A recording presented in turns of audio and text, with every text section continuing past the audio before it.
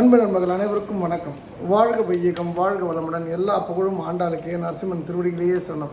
ஸ்ரீமத்த விஷ்ணு சித்தாரிய மனோநந்தன ஹெதுவே நந்தநந்தன சுந்தரி கோதாய நித்தியமங்கலம் திருநாளுடைய சிவனை போற்றி நாட்டவருக்கும் இறைவா போற்றி. நீங்களும் கடவுள் தான் தெரியுமா? அதான் இன்னைக்கு தலைப்பு. ஒரு சிறிய விஷயம். இந்த கதையை நான் ஏற்கனவே ஒரு முறை சொல்லியிருக்கேன், வேற ஒரு பர்பஸ்க்காக சொல்லியிருக்கேன். இது இன்னைக்கு காலகட்டத்துக்கு தேவை.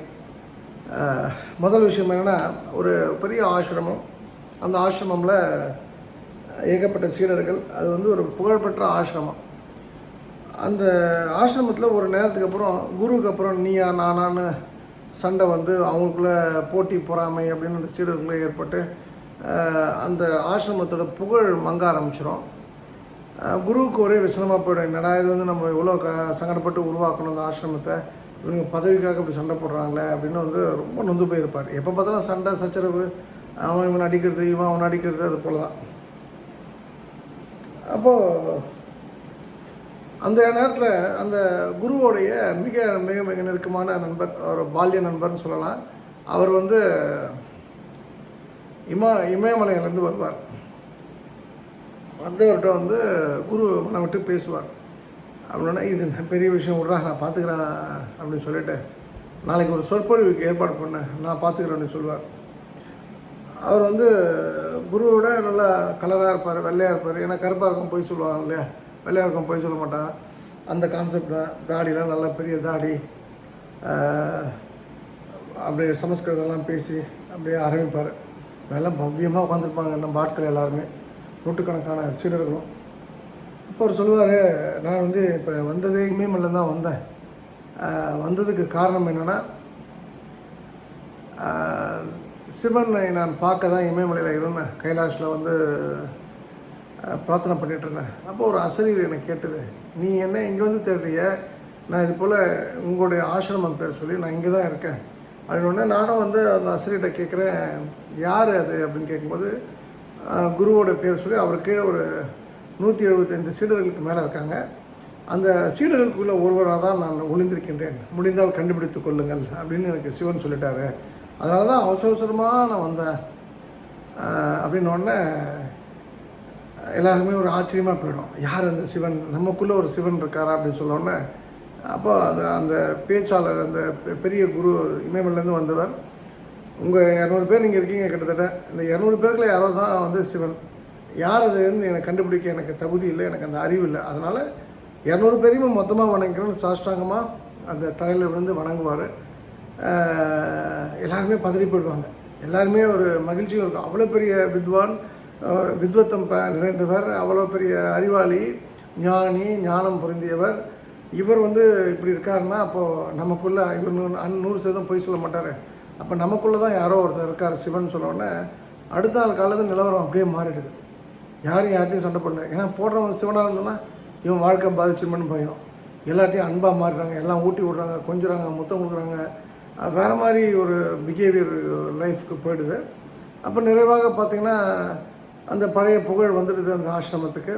அதுக்கப்புறம் அந்த குருவும் அதை பார்த்தோன்னே மகிழ்ச்சியாக போயிடுறாரு. அதுக்கப்புறம் அந்த ஆசிரமம் சண்டே வந்ததாக சரித்திரம் சொல்லலை அப்படின்ற மாதிரி கதை முடியும். நாமும் அப்படி தான் இந்த விஷயத்தில் எடுத்துக்கணும். நம்ம பார்க்கக்கூடிய யார் வேண்டுமானாலும், இது ஏதோ குரு கதைக்காக சொன்னதாக நம்ம நினைக்க வேண்டாம். இந்த உலகத்தில் இருக்கக்கூடிய அத்தனை உயிரினங்களும், எறும்பாக இருக்கட்டும், எலியாக இருக்கட்டும், கொசுவாக இருக்கட்டும், எல்லாத்துக்குள்ளேயும் ஒரு ஆன்மா இருக்கின்றது. மனிதனுக்குள்ளே ஒரு ஆன்மா ஒளிந்திருக்கின்றது. மனிதனும் எலியும் எல்லாமே உருவங்களால் வேறுபடுத்தப்பட்டிருக்கலாம். பெண், ஆண், யானை, இது புலி, கரடி, பாம்பு, சிங்கம்ட்டு எல்லாமே உயிரினம் தான்.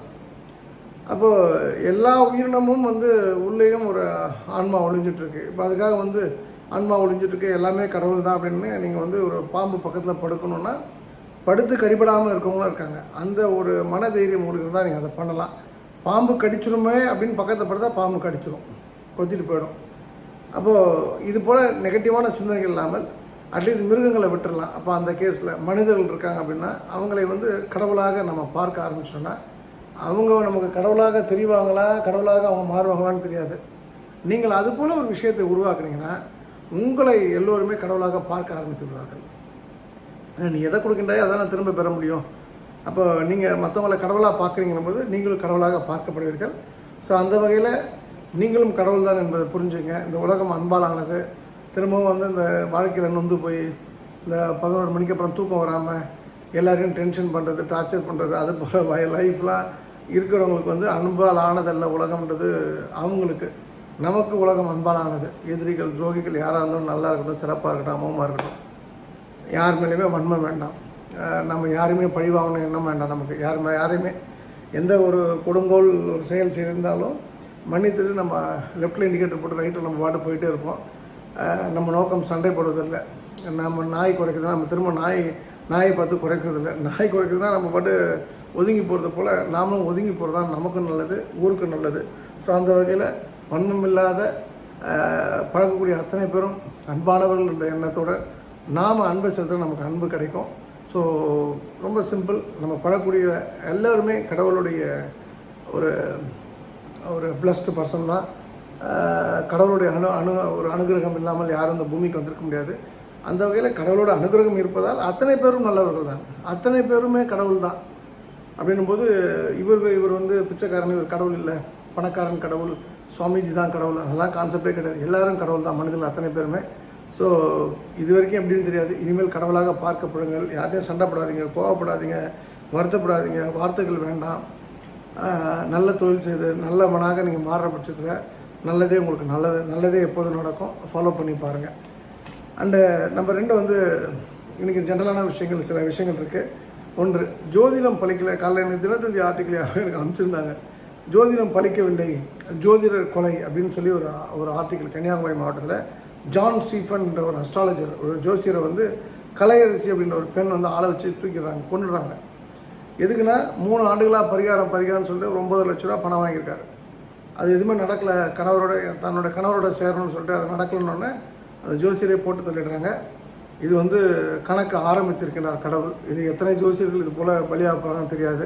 இது நல்லவங்களுக்கு எந்த பிரச்சனையுமே கிடையாது. யாரையும் ஏமாற்றாத நேர்மையான ஜோதிடர்களுக்கு எப்போதுமே வாழ்வு உண்டு. அவர்கள் வாழ்வில் வசந்தம் இருக்க நான் வாழ்த்துகின்றேன். ஏமாத்துற பரிகாரம், தகடு, தாயத்து, எந்திரம், பூஜை, புனஸ்காரங்கள், ஹோமம் சொல்லி ஏமாற்றக்கூடிய, காசில் பணம் கொடுக்கணும், நகை கொடுக்கணும், வந்து அந்த ஐயருக்கு கொடுக்கணும், இந்த ஐயருக்கு கொடுக்கணும், புடவை 200 கொடுக்கணும், 300 கொடுக்கணும், இவ்வளோ விளக்கு போடணும், இந்த பரிகாரம் பண்ணாதான் நீங்கள் எல்லாம் நடக்கும்னு சொல்லி ஏமாத்துறாங்க பார்த்தீங்களா. அவங்களோட எண்ணிக்கைகள் வந்து இனிமேல் நாள் நடைவில் இந்த லிஸ்ட்டு பெருசாகும். போலீஸ் இதுக்கான தனி விங்கை போட்டுக்கிறது நல்லது. 2வது வந்து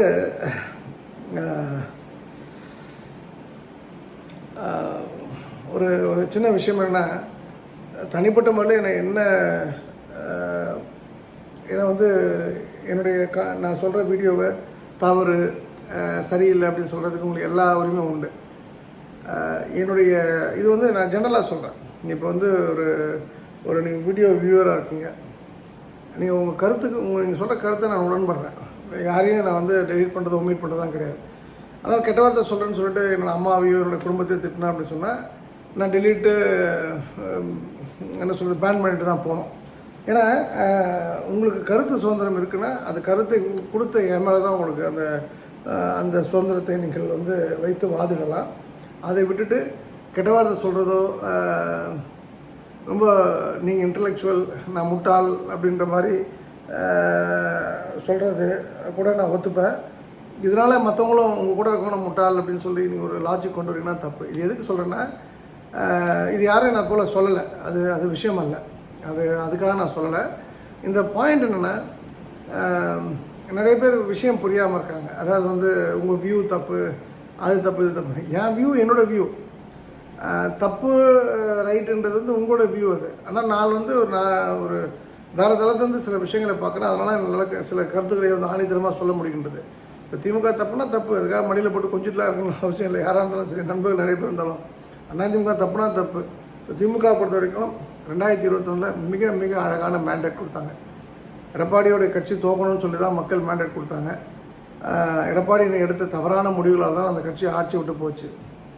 2026 மக்கள் திமுக ஓட்டு போடுவாங்கன்னா மிகப்பெரிய அதிருப்தி இருக்கின்றது. அது திமுக யாருக்கும் தெரியல. பெரிய அந்த அதிருப்தி அறுவடை பண்ணணும். அந்த அறுவடை பண்ணுறதுக்கு எடப்பாடியார் தயாராக இல்லை. அவர் வந்து துரோகங்கள் தான் அவரை வந்து தூக்கி கொண்டு வந்து நிறுத்திருக்கு.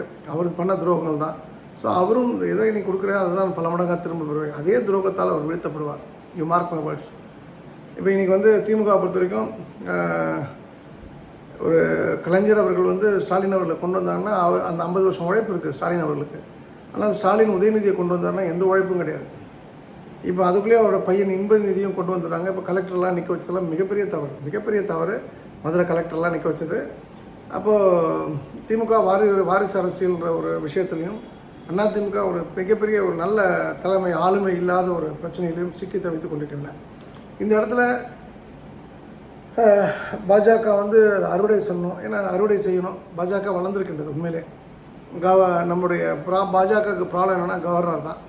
ஏன்னா கவர்னருடைய படு முட்டாள்தனமான அரசியல், தமிழ்நாட்டு கவர்னருடைய படு முட்டாள்தனமான அரசியல் யாருன்னு ஐடியா கொடுக்குறான்னு தெரியாது.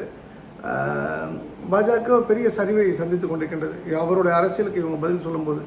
ஏன்னா இங்கே வந்து திராவிட அரசியல்னு ஒரு விஷயத்தை முன்வைக்கும்போது திமுக அதிமுகவும் நம்ம திராவிட அரசியலில் நின்று தான் நம்ம பதில் சொன்னோம். அவங்க ஷூஸில் இருந்து தான் பதில் சொன்னோம். நம்ம இடத்துலேருந்து பேசணும்னா இன்னும் கோவம் தான் வரும். இப்போ நீங்கள் வந்து திமுக தொண்டர்கள்லாம் பணம் சம்பாதிக்கணும்னு வந்து போயிருக்கான்.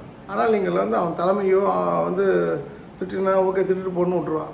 அந்த கட்சியை, அந்த கொடியை, அந்த சின்னத்தையெல்லாம் வந்து நீங்கள் வன்மமாக பேசுகிறீங்க அப்படின்னு சொன்னால் அவன் வந்து மீண்டும் வந்து ஃபீனிக்ஸ் பரப்பில் மீண்டும் இழந்துருவான்.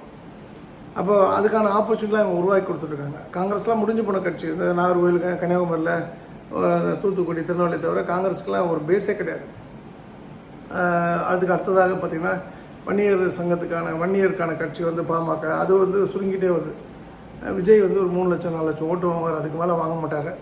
சீமானவர் வந்து ஒரு டைமுக்கு அப்புறம் இந்த எலெக்ஷன் தனியாக நிற்கிறார் அப்படின்னு சொன்னால் அந்த கட்சி இன்னும் வந்து கலகலத்து போகும். இது போல் நம்ம அரசியல் பற்றி நம்ம பேசலாம். என்னை பொறுத்த வரைக்கும் என்னென்னா, நான் யாருக்கும் பயப்படுறதுக்குலாம் ஒன்றும் கிடையாது. ஏன்னா அரசியல் குறித்து ஒரு கேள்வி பர்சனலாக ஒருத்தர் கேட்டாங்க என்கிட்ட, அதனால் நான் பதிவிடுகின்றேன். எனக்கு யாருடைய சார்பும் இல்லை. ஆக்சுவலாக வந்து இப்போ இந்த இடத்துல அண்ணாமலை இடத்துல வந்து இன்னும் அவருக்கு வந்து ஒரு சப்போர்ட் கொடுத்து நான் அண்ணாமலை அவர்களோட ஒரு 2-3 மீட்டிங் பண்ணேன். எனக்கு சொல்லப்பட்ட தகவல் வேறு. ஆனால் ஒரு எக்ஸ்ட்ராடனரி டேலண்டட் பர்சனாலிட்டியாக இருக்காங்க. நானும் எத்தனையோ அரசியல் தலைவர்கிட்ட பேசியிருக்கேன், பிரம்மாண்டமான அரசியல் தலைவர்கிட்ட மூவ் பண்ணியிருக்கேன். அண்ணாமலை திறமை வாய்ந்தவர், அது எந்த டவுட்டுமே கிடையாது. மேபி அவரோட இன்டர்னல் பாலிடிக்ஸு, நம்பர் 2 வந்து கவர்னருக்கு சப்போர்ட் பண்ணி அவர் பண்ணுற அரசியல், கவர்னரும் அந்த ஒரு ஜோகோ சேர்மனும் அந்த பூணூல் போடுறது, இது போன்ற விஷயங்கள். இங்கே பிரச்சனை வந்து பூணூல் தான். இப்போ நான் ஒரு ஃபார்வர்ட் கம்யூனிட்டியாக இருக்கலாம், ஆனால் இங்கே பூணூல் தவறு அப்படின்னு சொல்லி தான் அரசியலே வந்து ஆட்சிக்கு வந்தாங்க 1967. ஆனால் அதே பூணூல் நான் தாத்தப்பட்ட மக்களுக்கு போடுறேன் அப்படின்னு சொல்லிட்டு ஒரு அரசியல் பண்ணாங்கன்னா அந்த அரசியலை அவங்க சரியாக புரிந்து கொள்ளவில்லை. ஸோ இதெல்லாம் பெரிய செட்பேக். அப்போது பாயிண்ட் என்னென்னா, நீங்கள் வந்து பப்ளிக்கோடு இருந்தால்தான், பப்ளிக்கோட பிரச்சனைகள் புரிந்தால்தான் வந்து நம்ம ஆட்சிக்கு வர முடியும். அப்போ இது வேறு யாரும் கட்சி கிடையாது. தேமுதிகலாம் வந்து ஒரு ஆல்மோஸ்ட் மொத்தமே ஒரு 50,000 ஓட்டு 1 லட்சம் ஓட்டுக்குள்ளே தான் அவங்க கட்சி நாய் போயிடுச்சு. வேறு யாரும் நியர்பை இந்த விடுதலை சிறுத்தைகள் ரொம்ப ஸ்ட்ராங்கான கட்சி. அவங்க வந்து கால நேரம் சூழ்நிலைகள் மாறும்போது எப்படி கிருஷ்ணசாமியும் ஜான் பாண்டியனும் வந்து பிஜேபியோட போனாங்களோ, அவரும் வந்து நாளைக்கு சூழ்நிலைகள் மாறும்போது போகக்கூடிய சூழ்நிலைகள் வரலாம். இன்றைக்கி நிலவரத்தை வச்சு எதுவும் சொல்ல முடியாது. கம்யூனிஸ்ட்டு இந்த நாகப்பட்டினம், தஞ்சாவூர் பெல்ட்டில் இருக்காங்க. ஸோ நாளைக்கு வந்து நம்ம ஓட்டு போட போகிறோம் நம்ம எலெக்ஷனுக்கு அப்படின்னு சொல்லும்போது கொஞ்சம் தேசிய சிந்தனையோடு போடுங்க. தேசம் முதல்ல.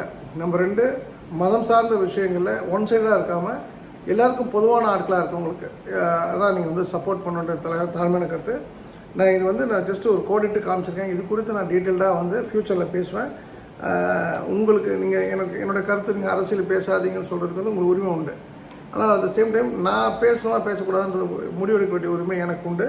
எனக்கு தெரிஞ்ச தகவலை நான் தரேன். அதை எடுத்துக்காத உங்களோட விஷயம். அப்புறம் நேற்று ஒருத்தவங்களை பார்த்தேன். அவங்க வந்து சத்யான்னு சொல்லிட்டு என் டீம் வந்து மேட்டூர்லேருந்து வந்திருந்தாங்க. அவங்க கணவர் வந்து பெங்களூரில் கர்நாடகாவில் எங்கேயும் வேலை பார்க்குறாரு. அவங்க 2 months 3 months கொஞ்சம் தான் வந்துட்டு போகிற இவங்க பிள்ளைகளோட இங்கே இருக்கணும், பொண்ணோட இங்கே இருக்கணும் அப்படின்னும் போது மேட்டூர் விட்டு வெளில வாங்க, வேறு எங்கன்னா போயிட்டு நீங்கள் கிளினிக் போட்டு நீங்கள் வந்து ஃபர்தராக ஃப்யூச்சர் பிஸ்னஸ் பண்ணுங்கன்னு நான் சொன்னேன். அவங்க வந்து என்ன சொல்கிறாங்கன்னா, இப்படி என் விட்டு வர முடியும், சொந்த ஊர் அப்படின்னு சொல்லிட்டு. அவங்களுக்கு தெரியாத விஷயம் நான் வந்து ஒன்று தான். இன்றைக்கி வந்து ஹோட்டல் சரவணா பவன் ஓனர் வந்து இறந்துட்டார் ராஜகோபால் அவர்கள். ஒரு பெரிய மாமனிதர். பிஸ்னஸ் சாம்ராஜ்யத்தை, அவர் பர்சனல் லைஃப் பற்றி நான் பேசலை. பிஸ்னஸ் சாம்ராஜ்யத்தில் ஒரு பெரிய நுணுக்கங்களை கொண்டு வந்து நம்பர் 1 கொடி கட்டி பிறந்தவர். அவர் வந்து மெட்ராஸ் ஜாஃபர்கான்பேட்டில் பிறந்தவர் இல்லை, அவர் சொந்த ஊர் தூத்துக்குடி. இன்றைக்கி சரவணா ரத்னா ஸ்டோர்ஸு, இவங்க யாருமே வந்து இந்த ஊரை சேர்ந்தவங்க இல்லை. அவங்க ஏதோ வந்து கொடுங்கையரோ இல்லை அண்ணாநகரை சேர்ந்தவங்க இல்லை. அவங்கெல்லாம் தூத்துக்குடிலேருந்து வந்தவங்க.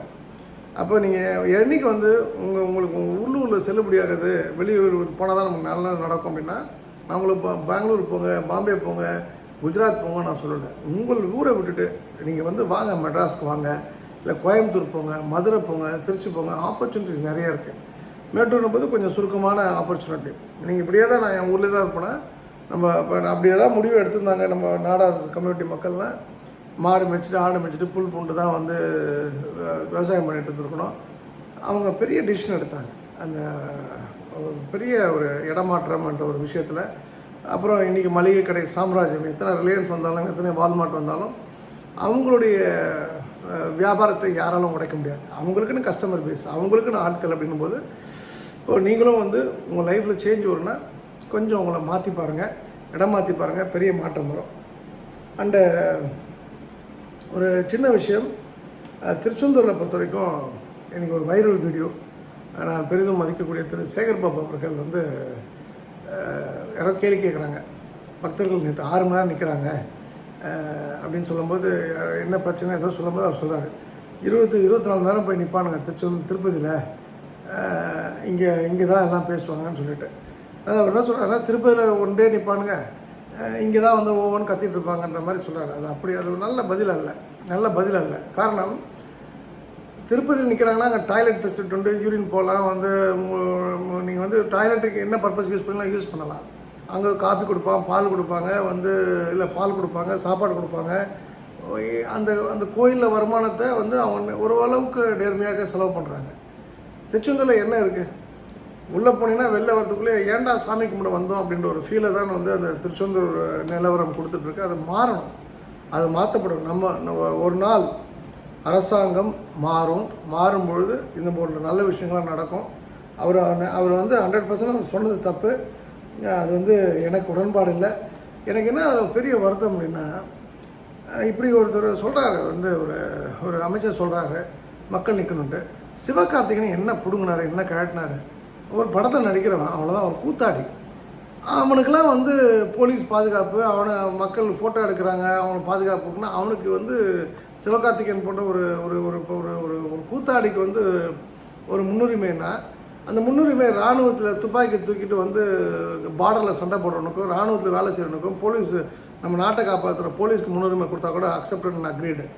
சினிமாக்காரனுக்கு எந்த விதத்தில் வந்து நீங்கள் முன்னுரிமை கொடுக்கணும், முன்னுரிமை ஏன் கொடுக்கணும், அது கொடுப்பது சரியா? அப்போ நம்ம சிஸ்டம் வந்து கரப்டாக இருக்குது, அது வந்து அதை வந்து சரி பண்ணணும் அப்படின்னு சொன்னால் முதல்ல சினிமா வந்து நம்ம லைஃப்லேருந்து அகற்றணும். இது வந்து ரொம்ப டஃப்பான விஷயம், ஆனால் ஒரு நாள் நடக்கும். நீங்கள் எனக்கு கொஞ்சம் டைம் வந்து நான் கரெக்டாக பிளான் பண்ணி சில விஷயங்கள்லாம் பண்ணணும் அப்படின்னா நிச்சயமாக அந்த சினிமான்ற ஒரு விஷயத்துக்கு எதிராக மக்கள் மாறுவார்கள். சினிமாவை தோற்கடிப்போம். சினிமா பார்க்கக்கூடாதுன்னு முடிவு எடுத்தால் சினிமா எங்கே ஜெயிக்கும்? அப்போ அதுக்கு காரணம் ஏன் கோவம் வருதுன்னா, த்ரிஷா விஜயோட ஃப்ளைட்டில் போகிறான்னா ஆளுங்கட்சி வந்து அதை பரப்புகிறாங்கன்னா, அவன் கூட போனால் நமக்கு என்ன? இவங்க எல்லாருமே நேர்மையாக இருக்காங்களா? அப்படி கிடையாதுல்ல. அவன் ஒரு கல்யாணத்துக்கு போகிறான், அந்த விஜய்ன்ற இன்னொரு கூத்தாடியை கூப்பிட்டு அவங்க 4-5 பேர் போகிறாங்க. இதில் நமக்கு என்ன நியூஸ் இருக்குது? நம்ம ஏன் வந்து அந்த கூத்தாடிகளோட நியூஸை நம்ம பார்த்துருக்கணும்? சினிமா ஒரு என்டர்டெயின்மெண்ட் மீடியா, அவ்வளோதான். அதோட தூக்கி போட்டு போனோம். அதை விட்டுட்டு வந்து சினிமாவில் கதாநாயகர்கள் வந்து நம்ம வாழ்க்கையை காப்பாற்ற வந்த கதாநாயகர்கள் நம்ம நினச்சா நம்மளோட ஐயோக்கிய பைய, முட்டா பைய, லூஸு எவனுமே இருக்க முடியாது. ஸோ சினிமாக்காரங்களுக்கு கொடுக்க இனிமேல் வந்து கோயிலில் வந்து எந்த முன்னுரிமை கொடுத்தாலும் அவங்ககிட்ட போய் ஃபோட்டோ பிடிக்காதீங்க. கேளுங்க, ஐயோ லைனில் வாயா, உனக்குன்னே விஐபி தரிசனம், நீ நல்லா இருக்கான்னு கேளுங்க, வாயை தொடர்ந்து கேளுங்க, பயப்படாதீங்க. அண்டு அதே போல் ஆம்புலன்ஸ் வந்து நான் ரெகுலராக பார்க்குறேன். ஒரு ஆம்புலன்ஸ் போகுதுன்னா பின்னாடியே பைக்காரங்கெல்லாம் அந்த இடம் கொடுக்குற வச்சு பைக்கு கார்லாம் போகிறாங்க. ஒரு விஷயம் மட்டும் நீங்கள் புரிஞ்சுங்க, நெக்ஸ்ட் டைம் பார்த்தீங்கன்னா அந்த ஆம்புலன்ஸில் அந்த பின்னாடி போகிறான் பார்த்தீங்களா, பைக் ஆம்புலன்ஸ் வழியை யூஸ் பண்ணி அந்த கார்லாம் பைக்கு ஆட்டோலாம் போதில்ல, அவங்களாம் சீக்கிரம் ஆம்புலன்ஸில் போகக்கூடிய சூழ்நிலை ஏற்படுன்றதை நீங்கள் பார்த்துங்க. உங்கள் சொந்தக்காரங்க யாரும் அது மாதிரி போக விடாதீங்க. அண்டு நான் வந்து ஆக்சுவலாக நிறைய விஷயம் பேசணும். ஒரு விஷயம் மட்டும் நான் சொல்லிவிட்டு நான் வந்து நாளைக்கு மற்ற விஷயங்களை பேசிக்கிறேன். நேற்று சூர்யா கதிர் அப்படின்னு ஒரு அன்பு சகோதரர் வந்து ஒரு மெசேஜ் போட்டிருந்தாங்க, இது வேஸ்ட் வீடியோ. நான் அந்த வீடியோவோட தான் லிங்க் பண்ணி இந்த அரசியல் விஷயத்தை பேசினேன். டைம் வேஸ்ட்டுன்னு சொல்லியிருந்தாங்க. நான் ஒரே விஷயம் நான் சொல்கிறேன், மனசு சங்கடப்பட்டு சொல்கிறேன். நான் வந்து இந்த செங்கோட் சோழனுடைய கதையை நான் சொல்கிறேன். 4000 பேருந்து இப்போ தான் 4500 நான் வந்திருக்கு வியூஸு. முக்கிய முனைகி அது 5000 வருது. அதே சொக்கலிங்கம் தான், அதே முகம்தான். சொக்கலிங்கம் பிடிக்காமலாம் கிடையாது, சொக்கலிங்கம் மேலே வெறுப்புன்னு கிடையாது, கண்டென்ட் சரியில்லைன்னா நீங்கள் சொல்ல முடியாது. அந்த பெண் எப்படி இருந்தால் பிரசவிக்கிற நேரத்தில் தன் பிள்ளை நல்ல நேரத்தில் பிறக்கணும் அப்படின்னும்போது கால் ரெண்டுத்தையும் மேலே தொங்க விட்டுட்டு தலைகளாக நின்று தன்னுடைய அந்த குழந்தை வெளில வந்துடாமல் இருக்கிறதுக்கான விஷயங்களை பண்ணுறா. அதனால் வந்து குழந்தை பிறந்தாலும் அது சரியான நேரத்தில் பிறந்தாலும் அதில் வந்து அந்த அம்மாவோட உயிர் போயிடுகின்ற ஒரு விஷயமும் ஜோதிடம் அந்த காலத்து ஜோதிடர்கள் பர்ஃபெக்டாக இருந்தாங்க. இப்போ யார் இருக்காங்கன்ற ஒரு விஷயத்தை நான் முன்வைத்தேன். நான் ஏதாவது நல்ல விஷயம் பார்த்தேன். அருள்வேல் ஐயா இருக்காங்க ஐயம்பாளையத்தில், திண்டுக்கல்ல, ரொம்ப அறிவாளி. இந்த சிவதாசன் ஒருத்தங்க இருந்தாருங்க, அவரும் மிகப்பெரிய அறிவாளி. இது போல் நான் கடந்து வந்த ஆட்கள்லாம், நான் நல்ல ஆட்கள்லாம் நான் சொல்கிறேன். நான் அதுபோல் இப்போ சமீபத்தில் நான் பார்த்தது வந்து அஸ்ட்ராலஜர் ரவி அவர்கள், ரொம்ப எக்ஸ்ட்ராடனரி பர்சனாலிட்டி. ராஜா பெரியமணியில் எக்ஸ்ட்ராடனரி பர்சனாலிட்டி. அதனால் வியக்கத்தக்க ஒரு மனிதர் வந்து நாடி ஜோதிடம்னு ஒரு விஷயம் சொல்கிறேன். அது சம்மந்தமாக ஒரு 41 நிமிடங்களுக்கு 42 நிமிடங்களுக்கு நான் நாடி ஜோதிடத்தை பற்றி சொன்னதை வந்து நான் ஏற்கனவே பேசுனது ஒரு வீடியோவாக வந்து கம்பைன் பண்ணி போடுறேன். 16000 பேர் பார்த்துருக்காங்க 23 மணி நேரத்தில். எனக்கு எப்படி வயிறு எரியும் எனக்கு. அப்போது நம்ம வந்து நம்ம மக்கள் வந்து பண ஈர்ப்பு விதி, பணம் முக்கியமான 3 பண விதிகள்லாம் 10000 பேர் பார்க்குறான். எனக்கு எந்த வருத்தமும் கிடையாது. ஏன்னா நான் வியூஸ்க்காகலாம் நான் அந்த இது பண்ணலை. அந்த சூரிய கதிர் என்ற நண்பர், அந்த சகோதரர், அன்பு தலைவர் என்ன புரிஞ்சுக்கணுன்னா எனக்கு வருத்தமே இல்லை. மக்களுக்கு என்ன பிடிக்குதோ அதெல்லாம் நான் பேச முடியும். நான் நல்ல விஷயங்களே நான் வந்து பேசிகிட்டு இருக்கேன். நீங்கள் வந்து மன்னிக்கணும், நன்றி உணர்வோடு இருக்கணும், உதவி பண்ணணும் அப்படின்னு சொன்னால் போடான்ட்டு போயிடுவாங்க. அவனுக்கு வந்து ஜோசியம் தெரியணும், ஜோசியம் யார் பெஸ்ட்டு ஜோசியர் சொக்கலிங்க நீ சொல்லுன்னு சொல்லணும். நம்பர் 2 வந்து ஒருத்தர் நம்பர் கொடுக்கணும். நம்பர் தெரிஞ்சால் நான் ஏன் போடாமல் இருக்க போகிறேன். எனக்கே இன்னொருத்தர் அப்பாயின்மெண்ட் வாங்கி கொடுத்தாரு நேராக போயிட்டு என்னோடய ஃப்ரெண்டுக்கு. அதனால் நான் ஒட்டிக்கிட்டு போனேன். அதனால் இந்த விஷயம் ஏற்பட்டது அப்படின்றதான் இந்த இடத்துல முக்கியமான விஷயம். அப்புறம் அவரை பற்றி கதை எனக்கு தெரியாதுன்ற, அவர் யாருன்னு எனக்கு தெரியாதுன்ற நான். அப்புறம் இன்னொருத்தர் வந்து வன்மையாக கண்டிக்கிறேன்லாம் போட்டு அதெல்லாம் ஓகே, அக்செப்ட் அண்ட் அக்ரீடு. நீங்கள் வந்து எத்தனை வீடியோவை பார்த்து நான் பாராட்டிருக்கீங்க. இது வன்மையாக கண்டிக்கிறேன்னு போட்டிருக்கீங்கன்னா எனக்கு எவ்வளோ சங்கடம் இருக்கும். நான் ப்ரிப்பேர் பண்ணுவேன். இந்த மாதிரி ஒரு ஒரு ஜஸ்ட்டு வந்து ஒரு பேப்பர் எடுத்து நான் ப்ரிப்பேர் பண்ணுவேன். நான் அப்போ என்னோடய ப்ரிப்பரேஷன் டைம் வேஸ்ட்டு, நான் வந்து எதிர்பார்க்குற விஷயம் வேஸ்ட்டு. இப்போ நான் யாரோ ஒரு பெரிய எஸ்சிஓ டீமை வச்சு நான் 50,000 1 லட்சம் 5 லட்சம் வியூஸ் போகிறதுலாம் பெரிய விஷயம் கிடையாது. அதுக்கான பணம் இருக்குது. I don't want to do that. அது it has to happen organically. அவ்வளோதான், முடிஞ்சு போச்சு. அது ஆர்கானிக் க்ரோத் தான் நல்லது. சும்மா வந்து சில பிளாக்ஸ் இருக்குது, அந்த மாதிரி ட்ராவல் பிளாகு, ஏதோ ஒரு விஷயம், நிறைய நல்ல பெரிய பெரிய ஆட்களாக இருக்காங்க யூடியூப்பில். அதுபோல் வந்து விஷயங்கள் பேச முடியாமல், பேச தெரியாமல் இல்லை, அதுக்கான ஆட்களை கொண்டு வந்து பேச வச்சு ப்ரொமோட் பண்ணலாம். அதெல்லாம் எனக்கு தெரியாமலாம் இல்லை. பட் இது என்னோடய சேனல், எனக்கான விஷயம், நான் பேசணும், நான் மட்டும் பேசணுன்றது தான். நான் இன்டர்வியூ பண்ணி பண்ணுறதுக்கெலாம் எவ்வளோ நாள் ஆகுது. பாயிண்ட் என்னென்னா, மக்கள் விரும்புகிறாங்க, மக்கள் இதுதான் எதிர்பார்க்குறாங்கன்னும் போது அது நான் தவறுன்னு சொல்லலை. ஆனால் நீங்கள் வந்து உங்களுக்கான விஷயத்துக்கு நீங்கள் எந்த அளவுக்கு முக்கியத்துவம் கொடுக்குறீங்களோ அதே போல் பொதுநலம் சார்ந்த விஷயங்கள் வந்து குணவதி உடைய விஷயமாகட்டும், கமலாவதி விஷயமாகட்டும், வெட்டம்மாள் கதைலாம் இருக்குது. வெட்டம்மாள் அவங்க வந்து 2 பேர் 2 கம்யூனிட்டி சொல்கிறாங்க, யாதவான்னு சொல்கிறாங்க, ஒடுக்கப்பட்ட சமுதாயத்தை சேர்ந்தவங்கன்னு சொல்கிறாங்க. ஆனால் என்னுடைய ராணிக்கு நான் வந்து அவங்க எங்கே சென்றாங்கன்னு நான் காட்ட மாட்டேன். வேலுநாச்சியார் எப்படி போனாங்கன்னு சொல்ல மாட்டேன்னு சொல்லிட்டு 2 துண்டாக வெட்டப்பட்ட, முதல்ல கை வெட்டுறாங்க, அப்புறம் தலையை வெட்டுறாங்க. அவரோட இடம் வந்து அந்த இடம் வந்து ஏற்கனவே ஒரு காளி கோயில் இருக்காத, வெட்டுடைய காளி அம்மன் கோயில். காசு அங்கே தான் கட் பண்ணி போடுவாங்க. இப்படி நம்ம சொன்னோன்னா 3000 பேர் 4000 பேர் பார்ப்பாங்க. அப்போது நம்ம எந்த அளவுக்கு நமக்கு எதுக்கு இம்பார்ட்டன்ஸ் ஆனால் பாருங்கள். நமக்காக உயிரை கொடுத்த நம்முடைய ராணி வந்து நான் போன இடத்த காமிச்சு கொடுக்க மாட்டேன்னு ஒரு ஆடு மேய்க்கிற குழந்தைக்குள்ள தைரியம், நெஞ்சுறுதி நமக்கு இல்லாமல் போச்சு அப்படின்றதான் ஒரு வருத்தம். நாமும் வந்து கொஞ்சம் நம்மளை மாற்றிக்கணும். அதனால தான் வந்து குறை சொல்லுங்கள், சொல்கிறது முன்னாடி உங்கள் தகுதியை உயர்த்தி கொள்ளுங்கள். இந்த அருமையான வாய்ப்பு கொடுத்த திருச்செந்தூர் பணிமுகன் தாய் ஆண்டாள் கமலசிவன் மனமார்ந்த நன்றி. மீண்டும் நாளை இரவு சென்னையிலிருந்து உங்களை சந்திக்கின்றேன். ஆடி ஆடி அகம் கரைந்து பாடி பாடி கண்ணீர் மல்கி எங்கும் நாடி நரசிங்கா என்று வாடி வாடுங்கி பாடுதலை எல்லா புகழும் ஆண்டாளுக்கே. நரசிம்மன் திருவடிகளே சரணம். நன்றி, வணக்கம், சரணம், கிருஷ்ணார்ப்பணம்.